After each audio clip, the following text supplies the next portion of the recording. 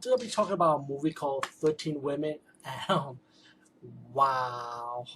The reason why I come across by seeing this movie, first of all, shout out to the YouTuber that actually put it on YouTube as a public domain movie. Um, I've seen a special on Paranormal Witness about this actress that killed herself called Peggy Ilston or Wilston, I think. And she killed herself on the Hollywood sign back in the 30s. And what I heard that she killed herself that because she got a bad review of her one movie that she did was this movie, 13 Women.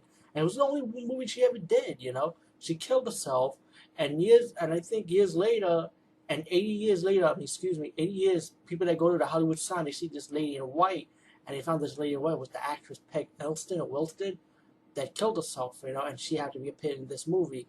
So it got me curious to see what this movie's about, but it was more than just this movie. It was just a really damn enjoyable movie to watch. It was like the first probably 30th slasher movie, but we had silent movie, the slasher and horror, like silent era.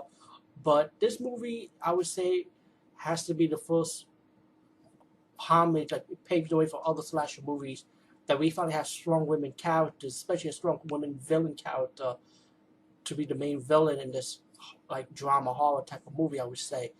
And you got this Swami. She has this power to hypnotize people. She predicts people's death by sending them letters to these women, and these women have tragic fates. You know, like each of them have like bad things happen to them. Or one of the females don't believe in this letter. It's like all poppycock. She's telling her friends don't believe in it, and you know, pretty much it's like bullshit.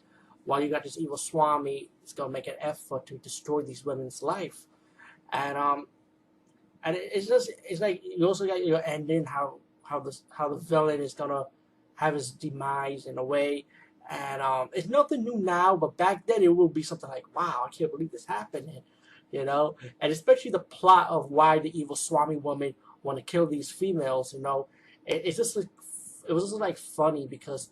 You know what? I'm gonna spoil it. Spoiler. I'm gonna tell you the plot of why she was doing this. The evil Swami did this because she got picked on when she was a kid because she was like a half breed, you know, and like I think it was like maybe like half Indian or maybe half white or half Chinese or half white. I guess I'm not sure what color she was going by, but she's white. To me, she's a white woman, but they got eyes like slanted. A Swami is like an Indian thing, you know. So I guess more like half white, half Indian. She was getting picked on, and pretty much it was revenge, you know, because she was getting picked on because of her color, you know, because she was a half breed, and that was her plot, you know, that was like the main plot. It sounds stupid though, but it sounded like. But you got to see how they did in this movie. They did a pretty good job at it, you know, for its time.